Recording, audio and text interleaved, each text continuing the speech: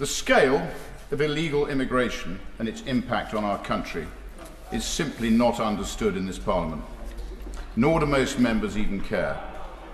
British people are genuinely scared. Women are frightened to go into their towns alone. Parents are terrified to let their children walk to school. It's getting worse and worse and worse. The British people are not stupid. They can see their communities radically changing, and they can feel their streets becoming more unfamiliar, more dangerous, more menacing, all whilst the Home Office deliberately conceals the true extent of the change from our citizens. I am contacted by dozens and dozens of women who genuinely fear for their lives, and they feel ignored by this place, ignored by those who are supposed to represent and protect them, ignored and abandoned, thrown to the wolves in pursuit of some sick, multicultural experiment that is being forced on our people. One that has very real-world consequences. What happened just yesterday? 2 Afghan illegal migrants jailed for raping a schoolgirl. The footage exists. She filmed herself during the rape. Even the men's barrister warned it would lead to disorder if it was released, as it was so horrific. "You're going to rape me," the girl cried as she was dragged away. She screamed for help and begged not to be taken. One of the migrants gagged her with his hand. The Afghan men forced her to perform sex acts in a secluded area. She is heard screaming for help. She calls for her friends. She wants to go home. She's pleading for help from passers-by. None came.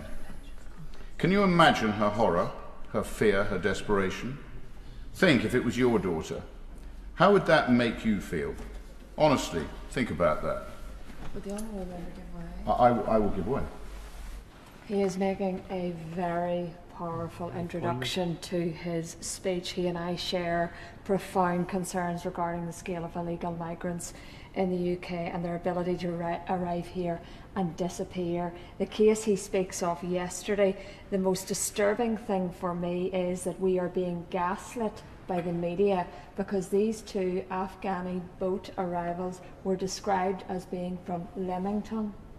They're not from Leamington. Would you agree with me that women and girls are less safe in this United Kingdom now, today, than they were 5 years ago because of this reason? I thank the Honourable Member for her intervention, and I completely agree with what you're saying. The girl was then pushed to her knees before being brutally raped. Another, one of too many. Last year, a 35-year-old Iranian small boat migrant raped a 15-year-old girl in an alleyway. He was known to police in Germany, where he was convicted of assault offences. He told the girl she could be his sex doll and that he wanted to, and I quote, fuck her, before dragging her down an alleyway, forcing her to her knees outside a secluded doorway, and then raping her. The poor girl's anguished mother later asked, why was he in this country? A question millions and millions of British people are asking. Why are they here?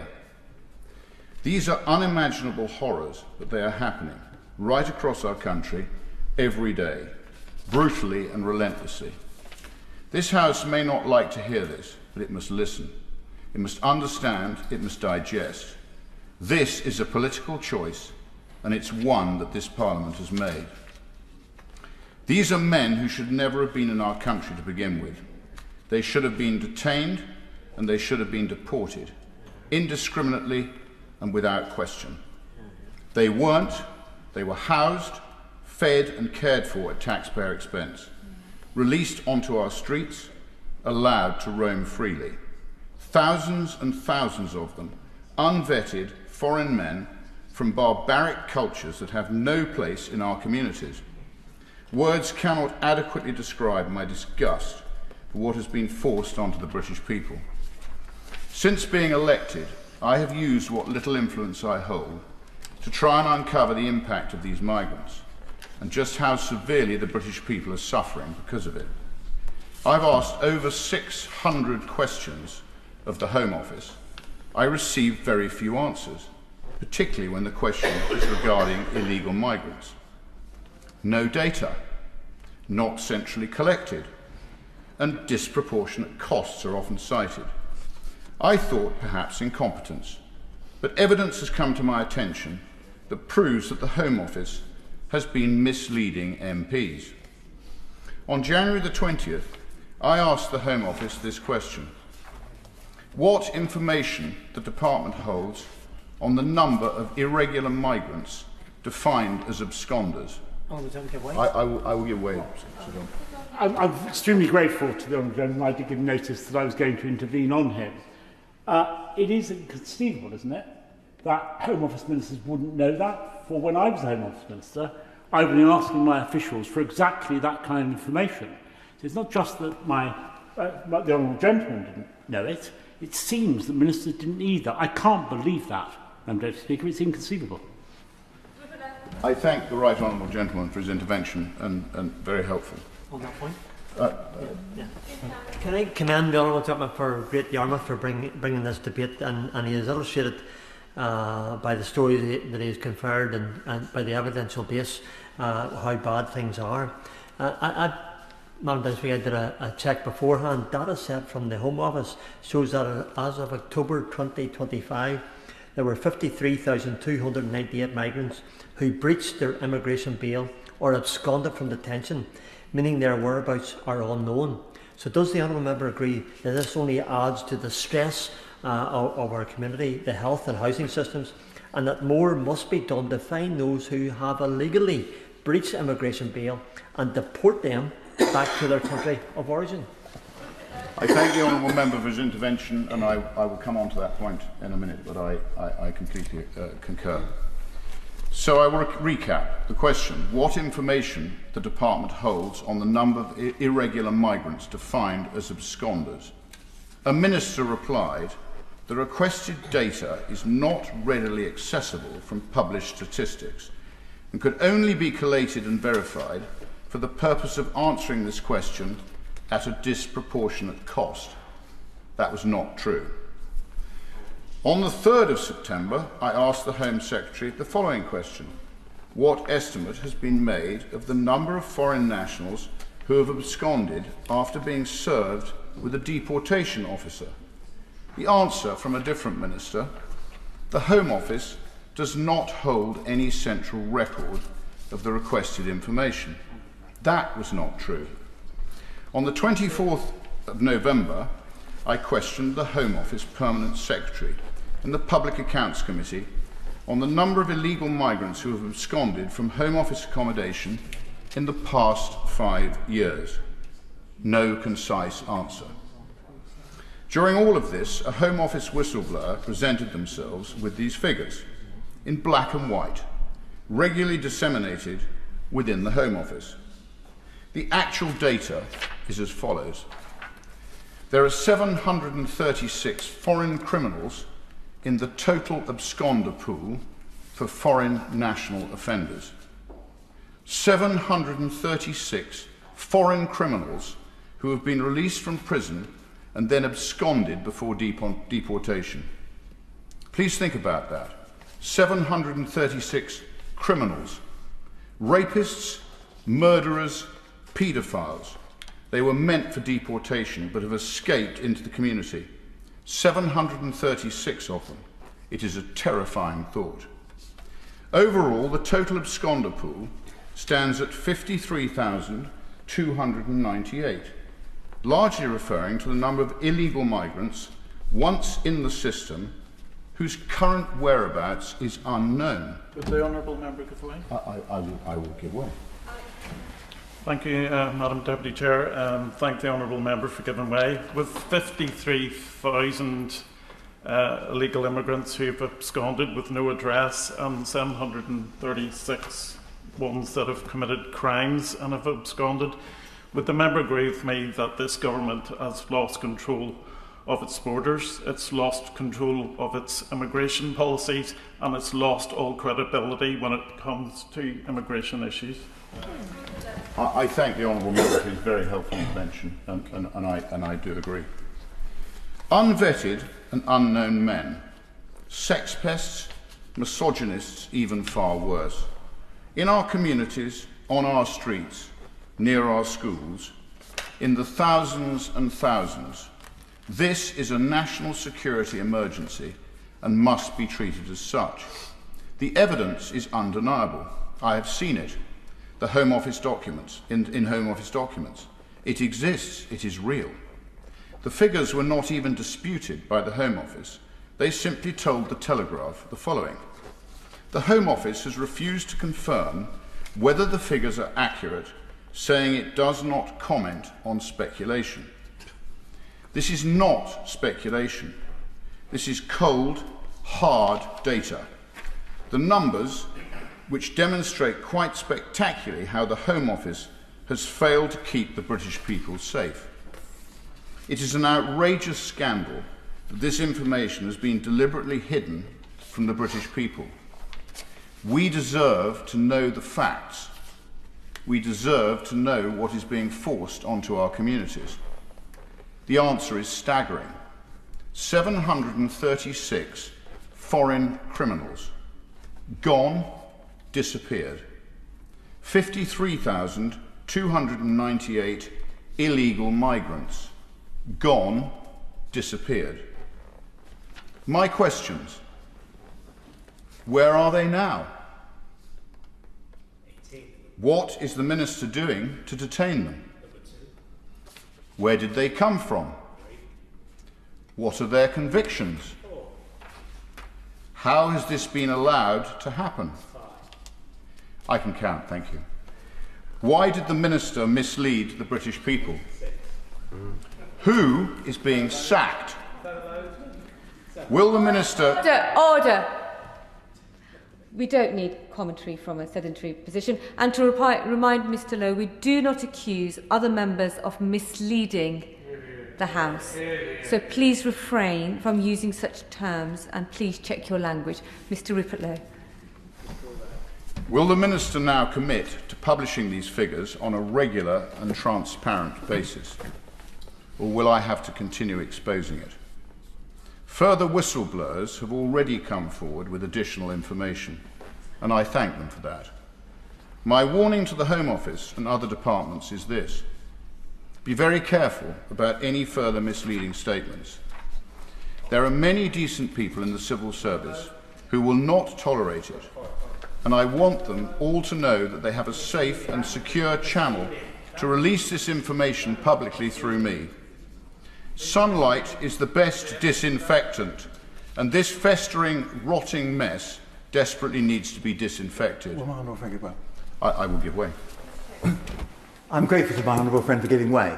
Will he write to the Procedure Committee with his file on this case? Because the Procedure Committee is at the moment inquiring into the quality of written answers to questions, and is very concerned about the lack of quality, as I am indeed also concerned about receiving answers, in my case from the Treasury recently, which suggest that there was an attempt to deliberately mislead, which has only been exposed as a result of supplementary answers. I thank the honourable gentleman for his intervention, and I will indeed write. So I have just one final question for the Minister. What else is the Home Office lying about? No. Mr. Have you finished your... Thank you. We spoke about this earlier on. We do not accuse each other of misleading. We do not accuse each other of lying. There are very different ways of framing those questions. And that... Order. If I needed your help, I would have asked for it. So, Mr Rupert Lowe, this is a very serious subject. So we have to make sure that our language is appropriate and serious too. I will now give the time to the Minister. No doubt you'll want to intervene on the Minister. Please keep your language in check. Minister Mike Capp. Thank you, Madam Deputy Speaker. I begin by thanking the Honourable Member for securing this debate, and I'm grateful to him and all other honourable members who have participated this evening. This is, as we have heard, an important issue, Madam Deputy Speaker, for the government, for the public, for the Home Office, which does not lie. A lot of ground has been covered this evening, Madam Deputy Speaker. Several claims and criticisms have been aired in respect of how this government is tackling illegal migration, many of which I would contest or flatly reject. For example, the apocalyptic picture that the honourable gentleman paints of our great country, and he can continue to talk it down, but it won't gain him any more votes. I will come to respond to this issue in more detail shortly, but before that I must do two things, Madam Deputy Speaker. The first is to state without hesitation or equivocation that this government is utterly determined to tackle the scourge of illegal migration. Anyone who comes to this country illegally or remains here illegally should not expect to stay. And in cases where an individual with no right to be in the UK absconds or disappears, efforts are made to trace them and bring them back into contact with the department.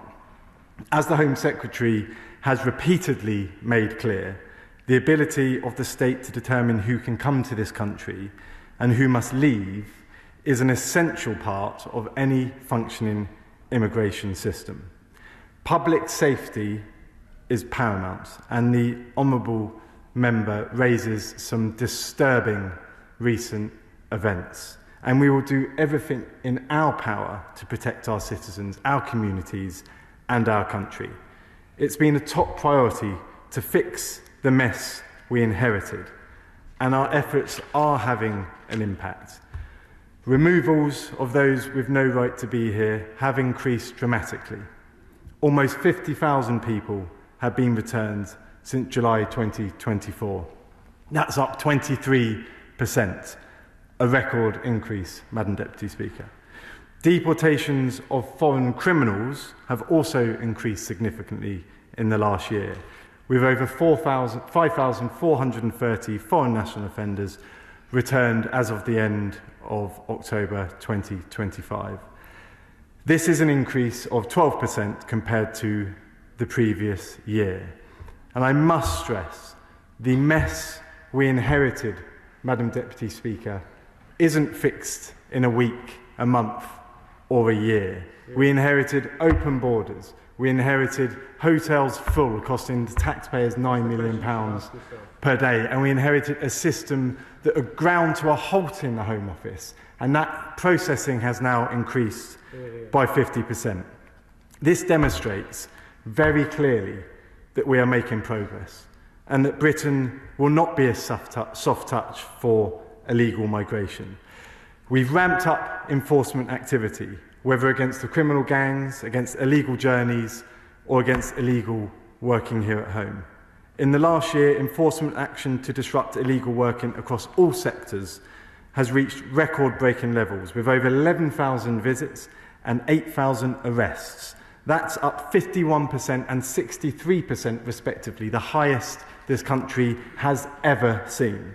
On top of this, people smuggling arrests, convictions and seizures have increased by 33% in the past 12 months.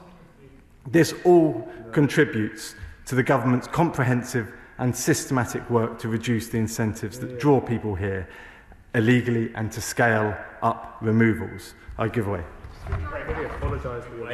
My experience of this House over almost 30 years is that most people here, indeed the overwhelming majority of people here, want to do the right thing. And that's irrespective of party. And I make that perfectly clear through you, Madam Deputy Speaker. But I know you will take the view that it's critically important in that spirit that parliamentary answers are full and accurate. And this is something I conjured with as a minister answering many written questions over a variety of government departments. Will the Minister address the specific issue that's been raised about the accuracy and completeness of answers to questions? Minister Tapp. Thank you, Madam Deputy Speaker, and I thank the Right Honourable Member for his two questions there. The first, I completely agree that the vast majority of those who come to this country are decent people, and the sweeping changes we've seen to the asylum system over the last few weeks encourages that further to ensure that people are integrating and contributing, and that there isn't that asylum shopping that we're currently seeing across Europe. But there are bad eggs, and when we get those bad eggs, we will do what we can to deport them. And that's why we've also seen the changes in the last few weeks to make it easier to remove and deport people. And on written questions, I will come to that shortly in my statement, Madam Deputy Speaker. More broadly, we must never forget that the chronic problems we face long predate this government's time in office. When we took office, we inherited an asylum system overwhelmed by escalating costs, record hotel use, and a backlog that undermined public confidence. We recognise that the current arrangements to accommodate asylum seekers are not suitable. This government will close every asylum hotel, and we are on track to do this by the end of Parliament, Madam Deputy Speaker. We are working to move asylum seekers into more suitable accommodations, such as military bases, to ease pressure on communities across the country. At this time, it does remain necessary to use hotels in the short to medium term to deliver our statutory responsibility to ensure individuals are not left destitute. But from over 400 asylum hotels open in summer 2023, costing almost £9 million a day, fewer than 200 hotels remain in use now.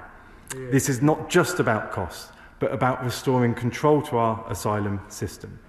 International cooperation is key to improving returns, and through our landmark UK-France agreement, we've strengthened our ability to return individuals to France. And our efforts are having an impact, Madam Deputy Speaker, and we will see that go further.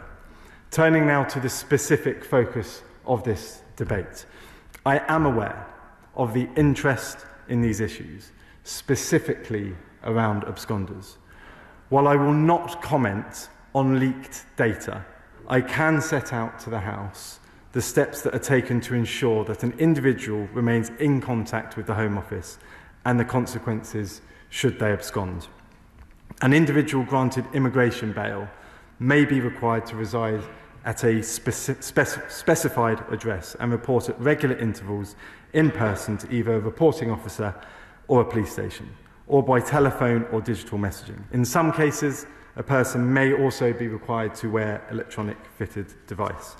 Where someone fails to comply with this, efforts will be made to re-establish contact through the most appropriate method, including a visit from an enforcement team where that is considered appropriate.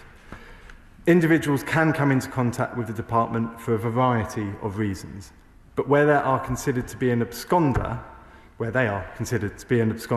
their details will be circulated on the police national computer. The Home Office has a range of tools available to locate those who do abscond, with a dedicated tracing capability that works in partnership with the police, other government agencies, and commercial companies. Tracing foreign national offenders will always be a priority, Madam Deputy Speaker. And tracing is just one of the ways in which contact with an individual can be re-established. Many individuals who are out of contact may also re-engage with the department voluntarily or decide to leave the UK. Individuals are also encountered through routine immigration enforcement and police activity. In all cases, the Home Office will consider the most appropriate action, including arrest and detention. I will give way. Listening with interest to the Minister, but as a member of this House, I would like to know, are the specific figures quoted by the Honourable Member for Great Yarmouth correct or incorrect? Surely this House is entitled to know that. Thank you, Madam Deputy Speaker. I thank the Honourable Member for his question. We do not comment on unverified leaks.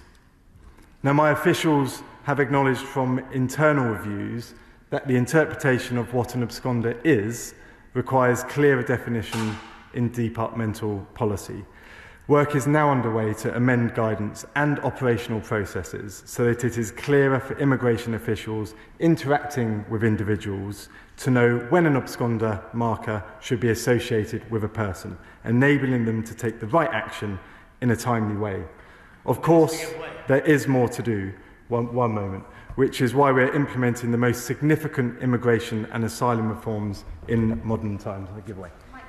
I'm grateful for the Minister for giving way, because it's really important when we talk about emotive subjects like this about establishing the facts, because the member opposite recently railed on social media about illegal migrants coming to Great Yarmouth, his constituency.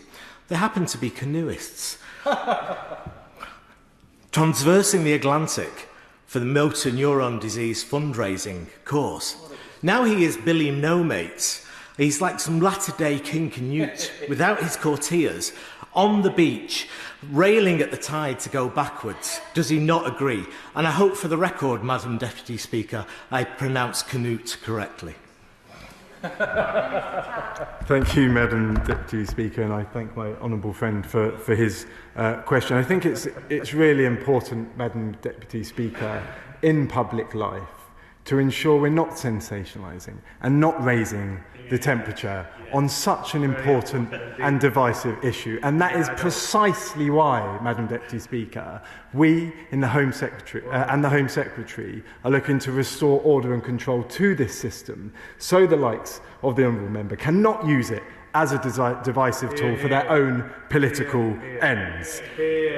I'll now move to the published figures and address some of the questions around that, Madam Deputy Speaker.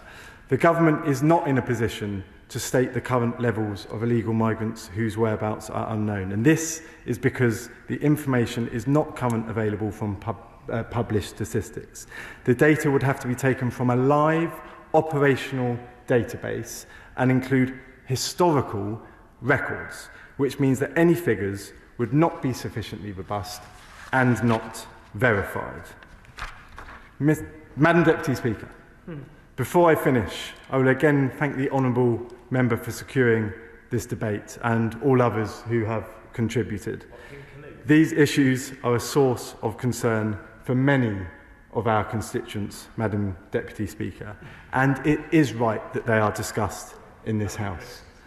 Perhaps inevitably, given the subject matter, a range of views and arguments have been advanced. So let me conclude, therefore, by reasserting the Government's stance. We will not stand for abuse of our immigration system. We will always put the safety of our citizens and security of our nation first, and we will use every possible measure to find and remove those individuals with no right to be in this country.